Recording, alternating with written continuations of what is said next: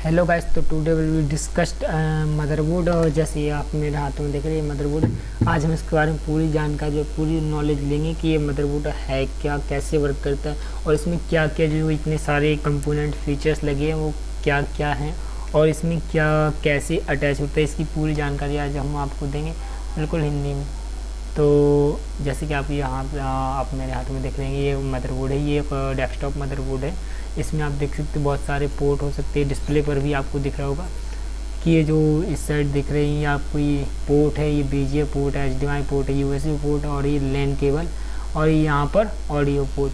तो ये बेसिकली एक मदरबोर्ड होता है। जैसे कि हमारे मदरबोर्ड का काम होता है कि जो सारे कंपोनेंट होते हैं सिस्टम में उनको सबको आपस में अटैच करके कंबाइन करके फिर कंप्यूटर के प्रोसेस को आगे बढ़ाना। यानी कि जो काम होता है वो प्रोसेसर अकेले से तो नहीं हो सकता, ना ही रैम अकेले कोई काम कर सकती है और ना ही कोई हार्ड डिस्क या फिर जो सेव डेटा है वो अपना काम बिना मदरबोर्ड के कोई नहीं कर सकता, क्योंकि मैं motherboard is a main part of computer.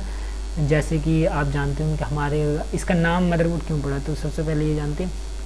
तो आप हम लोग जानते हैं कि हमारे घर में जो मदर होती है, वैसे तो फादर भी होती है लेकिन मदर होती है, वो सबको क्या होती है, इंस्ट्रक्शंस देती हैं कि इसको ये काम करना है, इसको वो काम करना है।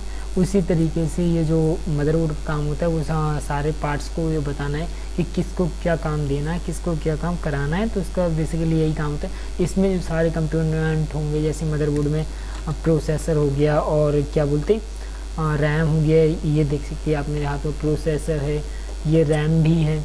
ये सारे कंपोनेंट इसमें आपस में अटैच कर दिए जाते हैं, फिर जाके वर्किंग प्रोसेस के लिए रेडी होता है, यानी कि वर्किंग के लिए तैयार होता है। इसमें हार्ड डिस्क भी होती है, सब जो भी कंपोनेंट होते हैं वो इसी में फिक्स किए जाते हैं। तो आप यहाँ पर जो देख रहे होंगे ये जो दो लंबे दो स्लॉट आपको दिख रहे होंगे, ये स्लॉट इसमें आपको रैम लगानी पड़ती है।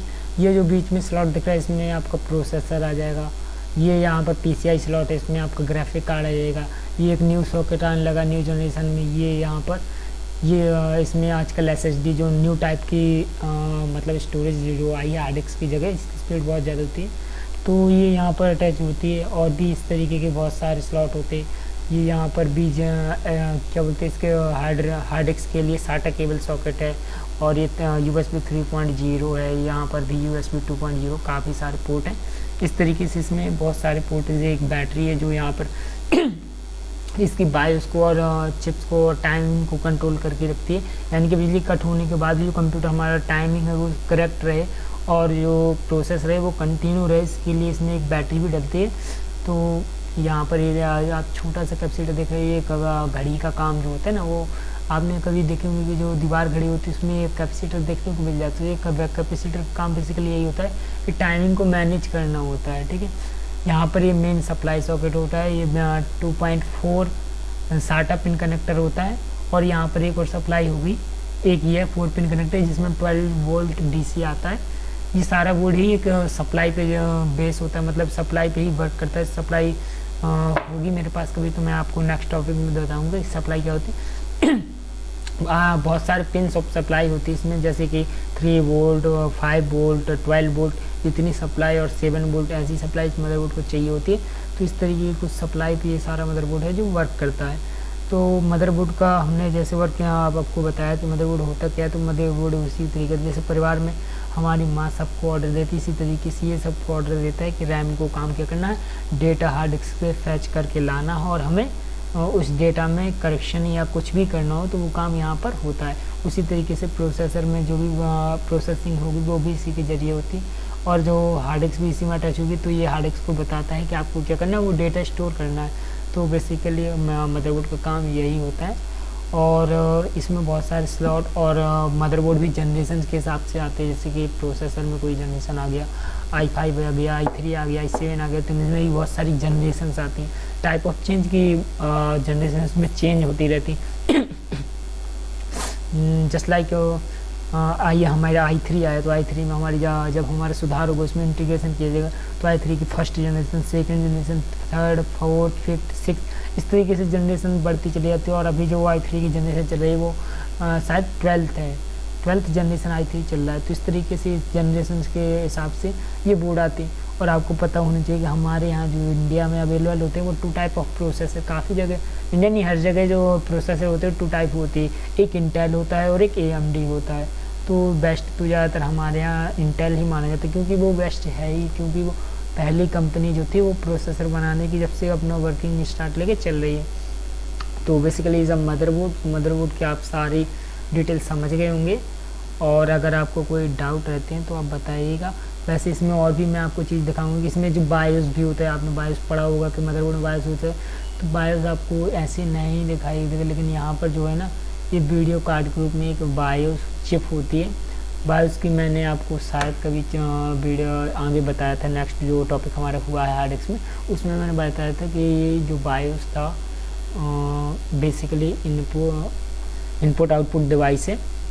तो बायोस ये का वर्क ये होता है कि जैसे कि वही मैंने बताया था कि जो प्रोग्रामिंग उसमें एक बार कर दी जाती है तो प्रोग्रामिंग उसमें हमेशा के लिए बेस हो जाती है। मतलब जैसे कोई किसी कंपनी ने अपना लोगो डाला या फिर उसमें जो प्रोग्रामिंग की, तो बायोस में सारी प्रोग्रामिंग कर दी जाती है एक बार, तो वो बायोस कभी क्या होती ख़त्म नहीं होती बस उसमें थोड़ी बहुत क्या कर सकते चेंजेस किए जा सकते हैं, लेकिन वो क्या होती हमेशा के लिए आप उसे डिलीट नहीं कर सकते और चेंज नहीं कर सकती। बाकी उसमें आप थोड़े बहुत करेक्शन या फिर अपने हिसाब से मॉडिफिकेशन कर सकते हैं, लेकिन इतना भी आसान उसको नहीं करना होता है। तो बायोस भी इसी में आते हैं और भी बहुत सारी चीज़ें होती हैं। ये आप देख रहे हैं इसमें बहुत सारे कंपोनेंट होते हैं, यहाँ पर रजिस्टर, ये कैपेसिटर, ट्रांजिस्टर, ये ICs वगैरह, ये आपको कोने में RC दिख रही है। इसमें ये जो आपको फ्लावर टाइप का छोटे छोटे दिख रहा है ये ऑडियो IC, यानी कि जो म्यूजिक सुनने का काम होता है वो ड्राइव यानी कि ड्राइवर्स होते हैं, जो सब इसी में होते हैं। ये सारे बहुत सारे ड्राइवर ही इसी में, कैपेसिटर वगैरह वगैरह, ये सब मिल के हमको क्या करते हैं एक पूरी फंक्शनैलिटी देते हैं, यानी कि प्रोसेसर को कहाँ से कैसे वर्क करनी है। तो सारा काम जो इसी के अंदर कंटिन्यू चलता रहता है। जैसे हमको यह इनपुट डिवाइस, हमने यहाँ पर कीबोर्ड अटैच किया, बहुत सारे यहाँ पर ऑडियो डिवाइस अटैच किए, तो वो सारे क्या अपना इनपुट सिस्टम हमें लेते हैं, आउटपुट जो भी हम इनको इनपुट देते हैं उसकी प्रोसेसिंग यहाँ से प्रोसेसर के ज़रिए होती है, और हमें जो है वो आउटपुट के रूप में डिस्प्ले होता है। यानी कि इन 2 पोर्ट के जरिए BJ के जब हम कोई मॉनिटर अटैच करेंगे तो इन दोनों पॉइंट्स के जरिए हमें वो क्या होगा आउटपुट के रूप में दिखाई देगा।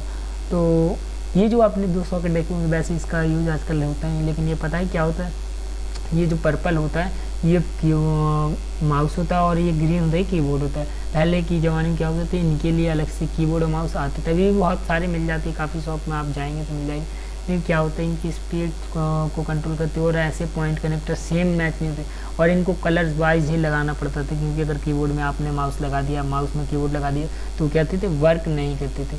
तो उसी के ज़रिए फिर जब हमारा इंटीग्रेशन हुआ तो यहाँ पर जो माउस और कीबोर्ड है अब वो हमारी USB बेस आने लगे। जो USB होते उसमें सारे जो डिवाइस आजकल वो सारे चीज़ उसमें कनेक्ट हो जाती है, मतलब कोई चीज़ अलग से लगाने की ज़रूरत ही नहीं पड़ती। यहाँ पर ये जो 1, 2, 3 और एक ये 4 ये हमारे हार्ड डिस्क हो गया, CD DVD रोम हो गई, कुछ भी हम इसमें वो है लगा सकते हैं। इसको बोलते हैं SATA केबल कनेक्टर।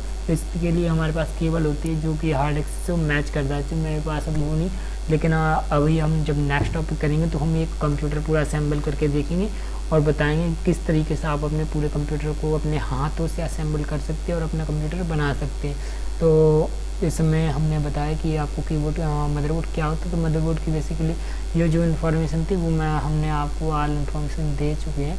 अगर कोई फिर भी ये डाउट छूट जाता है, अगर आपको कोई डाउट रहता है तो आप मुझे कमेंट में बता सकते हैं कि बेसिकली इसमें कोई कंपोनेंट छूट रहा है मेरे से या फिर कोई और पार्ट छूट रहे हैं, तो आप मुझे बता सकते हैं। तो मैं आपको नेक्स्ट टॉपिक में उसे इंट्रो करा सकते हैं, फुल रूप से आपको उसकी जानकारी दे सकता हूँ। तो बेसिकली मिलते रहिए। Bye bye friends.